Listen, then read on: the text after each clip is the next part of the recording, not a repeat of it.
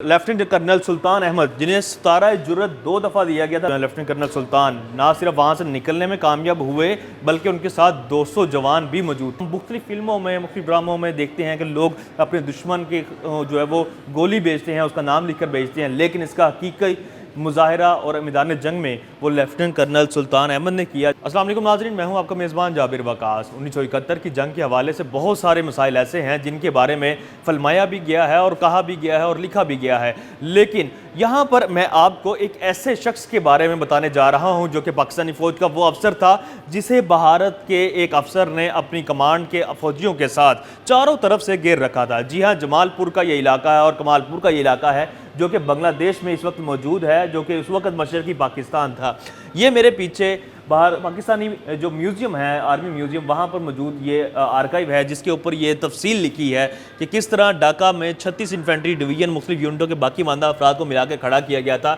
इसमें 93 infantry brigade 31 Bloch regiment की क़यादत lieutenant colonel सुल्तान अहमद कर रहे थे। सुल्तान अहमद जो हैं, इनको उस वक़्त ये कहा गया था कि एक ऐसा इलाका जिसके ऊपर भारत ने कब्ज़ा कर रखा है उसके ऊपर दोबारा कब्ज़ा करें और इसी तरह कमालपुर के ऊपर हमला करके और बख्शीगंज के दरमियान जो जमालपुर और कमालपुर का इलाका था, पाकिस्तान ने उसके ऊपर कब्ज़ा कर लिया। बाद अज़ा यहाँ पर मेजर अयूब 4 दिसंबर को शहीद हो गए और 31 बलोच रेजिमेंट ने जमालपुर में दफाई पोजीशनें संभाल लीं। इस दौरान एच.एस. क्लेयर जो कि भारतीय कमांड ऑफिसर थे वहाँ पर पहुँचे और उन्होंने वहाँ पर ना सिर्फ चारों तरफ से इनको घेर लिया बल्कि एक ख़त भी लिखा और ख़त भी यहाँ पर मौजूद है। और उस ख़त का अगर मैं उर्दू में आपको बताऊँ, जो कि इंग्लिश में लिखा तो गया था, कि मैं आपको बताना चाहता हूँ कि जमालपुर को चारों तरफ से घेर लिया गया है, आपके पास बच निकलने का कोई रास्ता नहीं। अगर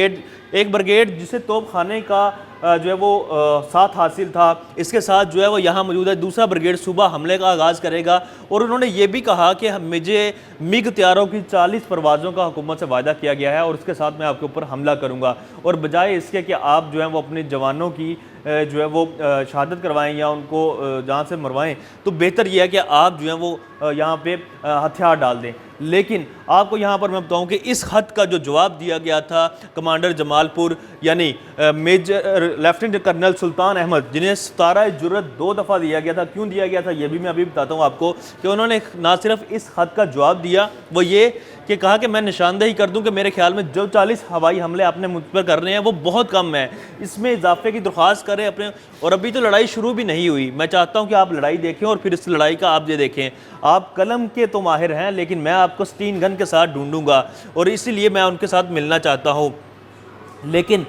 आप ये देखें कि जब भारत के फ़ौजियों ने हमला किया तो कर्नल सुल्तान जो है, लेफ्टिनेंट कर्नल सुल्तान, ना सिर्फ वहाँ से निकलने में कामयाब हुए बल्कि उनके साथ 200 जवान भी मौजूद थे। जमालपुर के ऊपर भारत ने कब्ज़ा तो कर लिया, लेकिन इसके साथ साथ नहायत अहम पहलू है, नहायत खूबसूरत और बड़ा जवान मर्दी का और बहादुरी का एक पहलू है, जो मैंने आपसे कहा था कि इनको 2 दफ़ा 17 जुर्रत से क्यों नवाजा गया। इनको 17 जुर्रत से इसलिए नवाजा गया कि ना सिर्फ बहादुरी से इन्होंने वहाँ से ख़ुद को निकालने में कामयाब हुए, जो कि हाई कमांड की तरफ से इनको हुक्म दिया गया था कि आप वहाँ से निकल आएँ, और ये निकलने में कामयाब हुए। बल्कि जब इन्होंने ये ख़त वापस भारतीय कर्नल को, भारतीय कमांडर को वापस भेजा था, एच.एस. क्लेयर को, तो उन्होंने उसके बीच में एक गोली भी रखी थी जो मेरे ख्याल में 7.62 की गोली थी, और उन्होंने कहा था कि ना सिर्फ मैं आपके हमले का इंतज़ार कर रहा हूँ बल्कि उसका जवाबी हमला भी करूँगा। और ये एक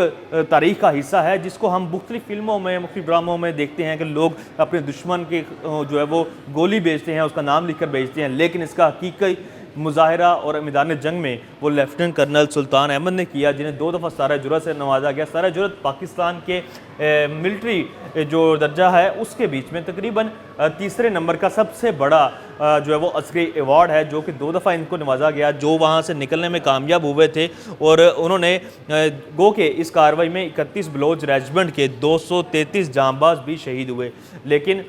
जो 1971 की जंग के हवाले से जो आर्काइव यहाँ पर मौजूद है उसमें इनके तमाम बहादुरी की जो दास्तान है वो यहाँ पर मौजूद है। यहाँ पर और भी बहुत सारी दास्तानें हैं, मैं यहाँ पे आपको ये भी दिखा सकता हूँ कि ढाका एयरफील्ड का जो है वो दिफा किया गया था लेफ्टिनेंट कर्नल मोहम्मद अफजल की जानिब से। और इसी तरह जो है वो ये जो एक नक्शा है जो मैं आपको दिखाऊं, तो यहाँ पर जो रेड कलर में ये मौजूद है, ये इस बात की निशानदेही करता है कि वो कौन से सेक्टर थे जहाँ पे भारत ने 1971 में हमला किया था। इनमें सबसे पहला सेक्टर है Indian illegal occupied Jammu Kashmir, छम सेक्टर, फिर उसके बाद Sialkot sector, Zafarwal sector, Shakargarh sector, Lahore sector, कसूर सेक्टर, नजर हिंद, सुलेमान की, ये वो सेक्टर थे जहाँ पर भारत की तरफ से हमला किया गया था। और फिर उसके बाद चूंकि भारत यहाँ पे नाकाम दिखाई देता था, तो फिर उसने राजस्थान के ऊपर से की तरफ से पाकिस्तान पर हमला किया और यहाँ पर जो है वो सप्लाई लाइन काटने की कोशिश की या सिंध को जो है वो बाकी पाकिस्तान से अलग करने की कोशिश की, जो कि इसमें कामयाब नहीं हुआ। ना सिर्फ ये बल्कि इस तरफ कराची के ऊपर भी हमला करने की कोशिश की और उसके ऊपर हंगूर जो पाकिस्तान की अगस्टा आबदोज थी, उसने ना सिर्फ बहादुरी का मुजाहरा करते हुए कराची के ऊपर भारत के हमले नाकाम बनाए, बल्कि तीसरा हमला करने की जो कोशिश की जा रही थी, जो प्लानिंग की जा रही थी, वो सिर्फ प्लानिंग ही रही, क्योंकि इस दौरान भारत का ककरी जहाज़ जो है वो भी अंगूर आबदोज ने ही डुबोया। और इस तमाम जो तफसीलात से आगाह रहने के लिए कोशिश कर रहे हैं कि आप भी यहाँ पर आएँ और पाकिस्तान आर्मी का जो ये म्यूज़ियम है, यहाँ पर आने के बाद इस जगह को देखें और ख़ास तौर पर सबसे बड़ी जो तारीख की गलती है उसको दुरुस्त करें। यहाँ पर आकर के भारत के कब्ज़े में पाकिस्तान के 90,000 फौजी नहीं गए थे, बल्कि 2 डिवीज़न फ़ौज जो कि मशरक़ी पाकिस्तान में मौजूद थी, जो कि भारत के ख़िलाफ़ लड़ रही थी, उनकी तादाद 35 से 40 हज़ार थी। बाकी तो सिविलियन और वो लोग थे जो नॉन प्रोफेशनल, जिनको स्काउट्स कहा जाता है, जो कि अफिलिएटेड होते हैं आर्मड फोर्स के साथ, और वो वहाँ पर लड़ रहे थे। और उन्होंने सिर्फ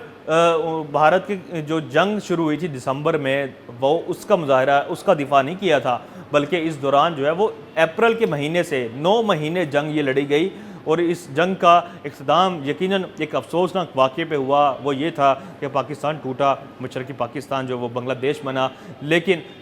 फिर भी भारत का साथ देने वाले वहीं पर उसी मुल्क में कत्ल भी हुए और भी कई ऐसी मामलात हैं जो कि बाद में सामने आए। लेकिन ये वो पाकिस्तानी फ़ौजी थे, पाकिस्तानी अफसर थे जिन्होंने बहादुरी का मुजाहरा किया। और इस जंग के दौरान 4 जो हैं वो निशान हैदर पाकिस्तानी फ़ौज ने जो के अफसरान और जवानों ने हासिल किए, जिनमें 2 अफसरान हैं जिनका नाम मेजर मोहम्मद अकरम और मोहम्मद शरीफ है, जबकि दूसरे जो 2 जवान हैं सवार मोहम्मद हुसैन और लांस नाइक मोहम्मद महफूज, जो कि इस वाक़े में इस जंग में शहीद हुए, लेकिन उन्होंने अपनी बहादुरी की वजह से निशान हैदर हासिल किया। बेशुमार ऐसे अफसरान हैं जिन्होंने इस्तारा जुर्रत सरार हलाल हासिल किया और नाकाफ़ी सहूलियात की बिना पर और गुरेला जंग, जो कि दुनिया की सबसे खौफनाक जंग कहलाती है, उसके ख़िलाफ़ जो है वो लड़े। मुक्ति बाहिनी के वो दहशतगर्द जिनको भारत ने जो है वो अपनी ट्रेनिंग दी थी, अपने कैंप बनाए थे उन्होंने, जो कि मगरबी मशरक़ी पाकिस्तान की सरहद के साथ साथ वहाँ पर ट्रेनिंग देते थे। और वहीं पर अगरतला साजिश केस के बारे में जब बात की जाती है, अगरतला भी उसी जगह पर मौजूद है जहाँ पर शेख मुजीबुर रहमान भारत की तरफ जाते थे और वहाँ से हदायत लेकर आते थे, लेकिन फिर शेख मुजीबुर रहमान भी वही हैं जिनको खुद बंगालियों ने कत्ल कर दिया। बहरहाल ये तरीके कुछ औराक थे जिनसे पर्दा उठाना ज़रूरी था। इस हवाले से मज़ीद कुछ चीज़ें जो होंगी वो भी आपके साथ शेयर की जाएंगी। तब तक के लिए अल्लाह ने के बाद।